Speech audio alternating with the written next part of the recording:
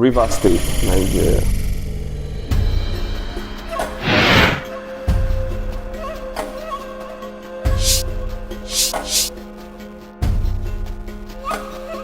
Do you like the doctor?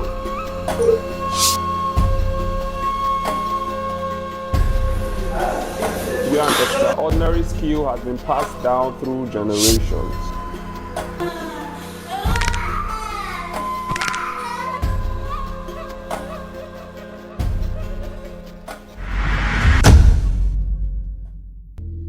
A unique and special set of people.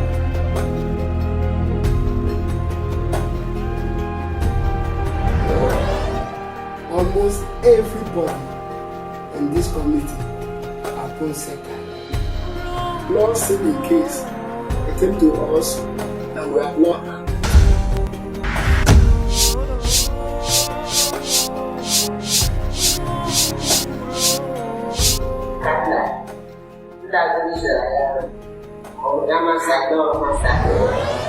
Healing Hands, the community in Nigeria where every family member is a traditional bonesetter.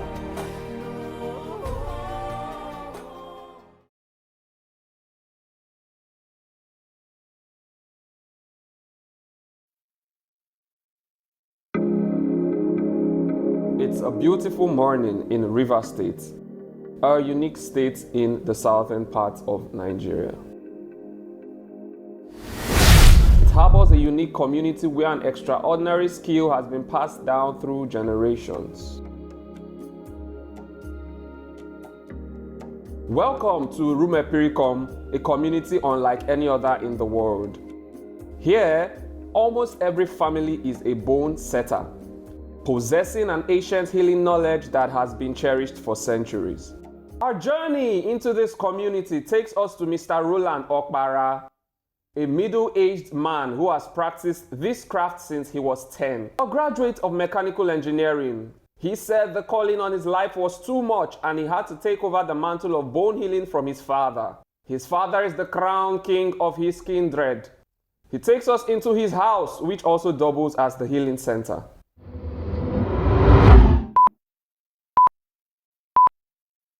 This community is called Rumepiricom. It's located in Biabo, local government area of Rivers State, Nigeria. This trade is done by almost every man in this community. No matter how educated you are, you can also. This is basically our tradition. This is a family business. I'm not the only one. My father did it. The younger ones did it also. My uncles, my late uncles, their father also did it. In fact, like the way I tell people that this trade is as old as this village. Okpara has gained a reputation as one of the best bone setters in Nigeria, with people flying from within and outside Nigeria to come to cure different bone ailments. This particular man reveals how his son got his bones fractured from playing. He says he vehemently refused going to the hospital and decided to bring his son to the healing center, one of many in Rumepiricom. The most important thing is for you to be treated and healed. It's not about the equipment. After that, the places you go, you see all these high equipment, you see chairs, you see this, you see that. But at the end of the day, they're doing nothing. He says the hands of people in this center have not only mended his broken bones, but also restored his belief in the healing power of tradition. Well, I am from Spain, and I know that places like this, they have bone doctors that treat any kind of fracture. And which we have belief in them, trusted, and they always deliver. So I have no option than to come down to this place because they are professionals. Doing real, all of them. That is why we join. And you can see with the thing they have done so far, what they have done so far is healing. I attended a community primary school, Umeme, then forwarded to secondary school, community secondary school, Elenewo, where I now had my O-level certificate, which I now forwarded in to university. I studied computer engineering as a profession. But to this end, I found out my father was was doing a traditional medicine. So right from the childhood, when I start counting from my 10 years, I joined my dad in traditional trade, this traditional medicine. This is what a day in the life of Okpara in this particular healing center looks like. First of all, you have to get here very early in the morning if you plan on meeting the bone healers, as they only carry out their duties in the morning. Priority attention goes to the elderly, children, and then the women.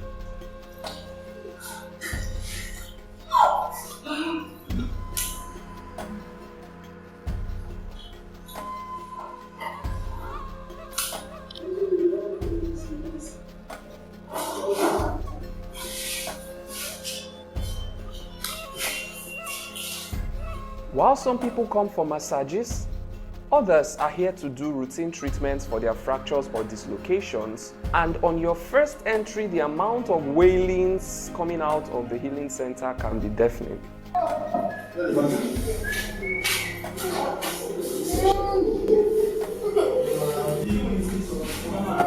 Okpara works with apprentices and assistants who prepare the herbs and use it on the patients.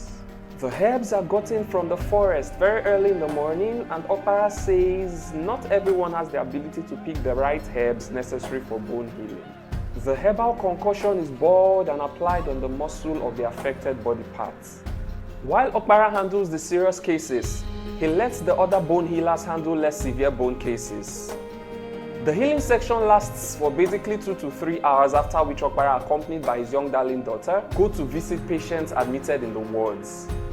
Due to lack of funds, patients make do with makeshift beds and poorly ventilated rooms and receive their treatment here for months until they are able to walk. Actually, I have seen where people had fractures like this and they were taken to hospital, some were taken to traditional bonesetters like this, and I think for me this is the best place. I've seen people with good results. That is being admitted. His name is Pastor Oliver. So he was knocked by a bike accident.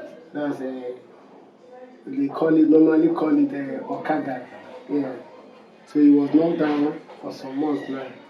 And is now getting recovered. I think if to clarify more, you can say 1 or 2 things. And so these other persons are the visitors who came to see him, his well-wishers. They are happy for him, for the recovery, the testimony he's getting. The poor state of the building makes it hard for Okpara to perform and expand the services of the healing center to meet world-class standards. But he hopes the government and NGOs come to the rescue of healing centers in the community, as this can be a good avenue for medical tourism, not just in Nigeria, but the African continent.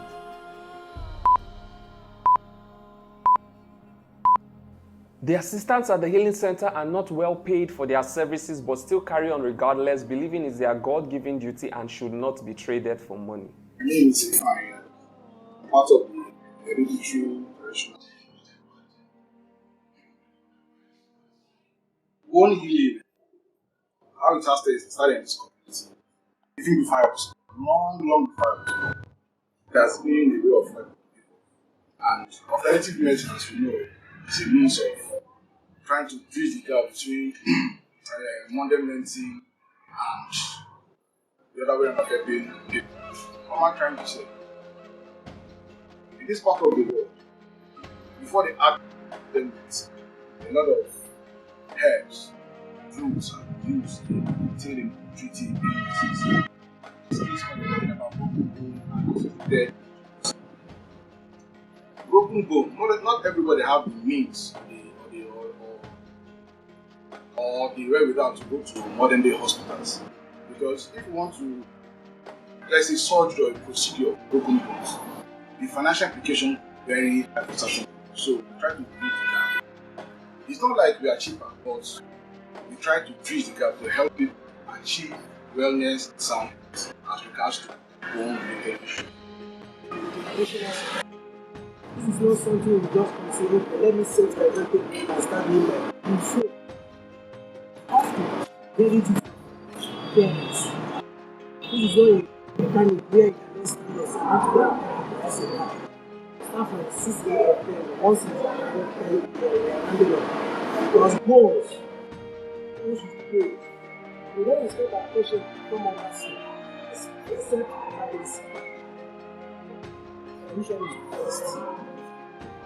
So people don't believe in tradition. I want to tell everybody to do this. Tradition is the best. What I mean, tradition. Yes, I guarantee you, it is not 100%. Let me tell you something. Because healing comes from God. Healing comes from God. When God said that we play the work of God, you should read the scripture, practice over it. The age of their clients vary from the newborn with musculoskeletal deformity to the very elderly with fractures. The commonest problems treated by them are fractures and dislocations. A fracture are breaks or cracks in the bone, while dislocations are when a bone moves out of place from its usual connecting joint.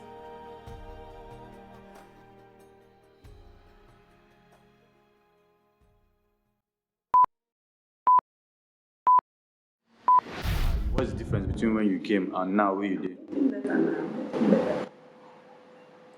Getting better now than before. Tell us how you are feeling before.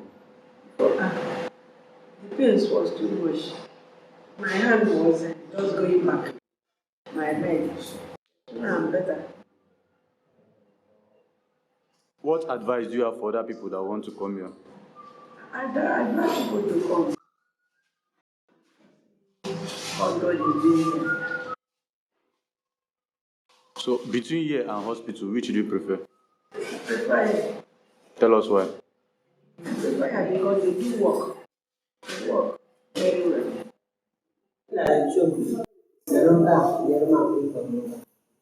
Especially when you can have all again very well. Oh my home. Era, oh yeah, they're not kind. That is Omuyama no Masa.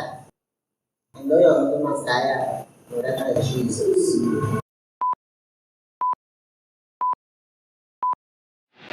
This is our own traditional way of treating bones. You know, when you believe on something, that will work for you. So we believe on this traditional way of treating. That's why when our people has accident, we don't go to clinic. But we know have a capable hand that will treat it. Because we believe that as soon as they touch that leg, no matter how the accident, the thing will surely corrected. Sometimes you go to clinic, we know they are a professional, but at times they make some mistakes. Sometimes they will tie a leg 2 weeks. Before you know, you have problems, and they will still bring it here. And these are people who still do it well. So we live on that way of treating. In our place, we don't go to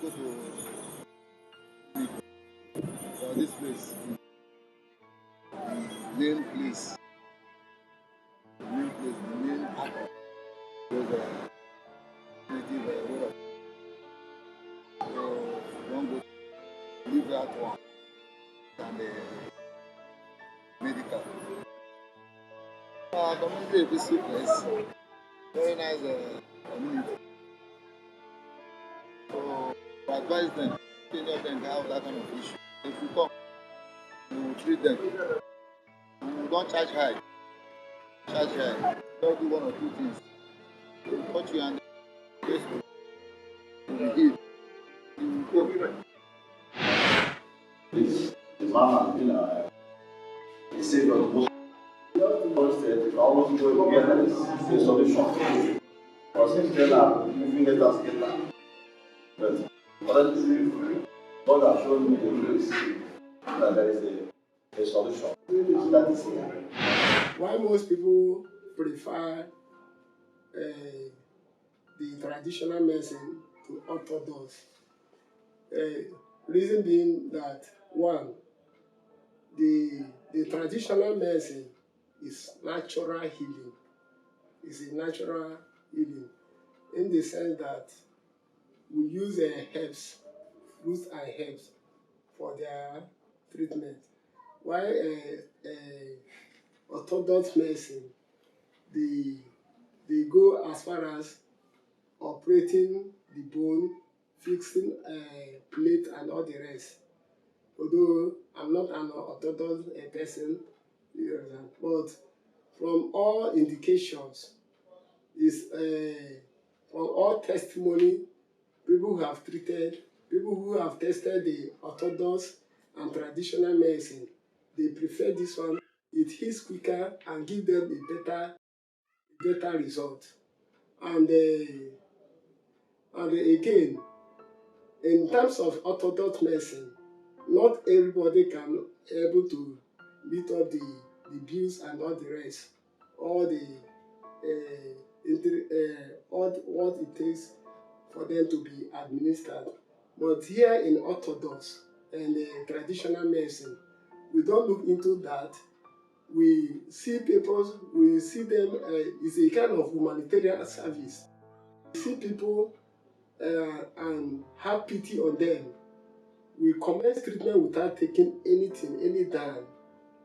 I don't want to throw it away because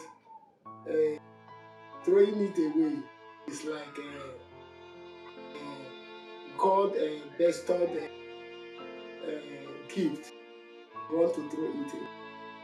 And because from this, I see that people get healing and people recommend other persons who have already gotten healing. We see some persons who have broken leg. In the hospital, they will now say that they are going to amputate off the person's either hand or leg, or the person will now resort to come to us. At the end of the day, the person will get healed.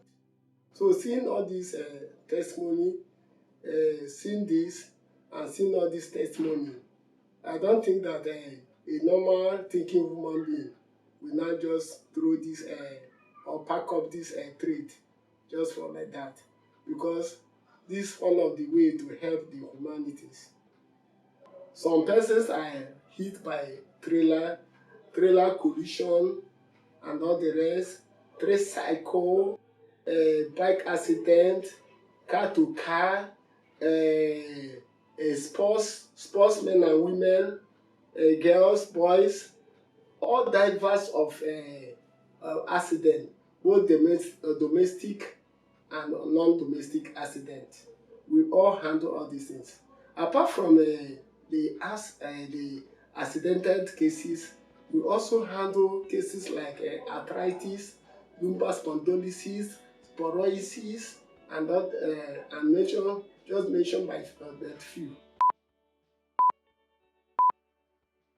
One of the most difficult cases I handled was it's not even one. There are so many which I cannot atomize now. But one of the most difficult cases, numerous cases, is the cases that somebody traveling to interstate traveling. So they had an accident. Almost everybody in the vehicle died. So it was in the mortuary. They now see that this person is breathing. So they now gave the person the first aid, the necessary aid for the person to revive. So after then, the person was brought to which the person was fully treated and healed, and the person is living. Then another case that happened in our one of our state hospital, now BMH, now called University Teaching Hospital. There was a case there that the person was already banned in the mortuary for 4 days.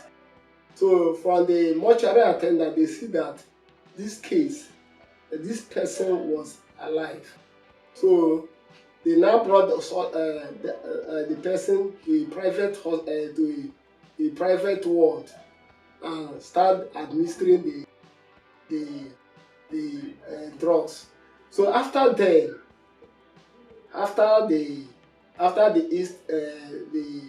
have discharged the person, that the person have gotten himself. So they have to rush bring the person to us, which we now finalize every part of broken, the area that is broken. So the person is living up to now.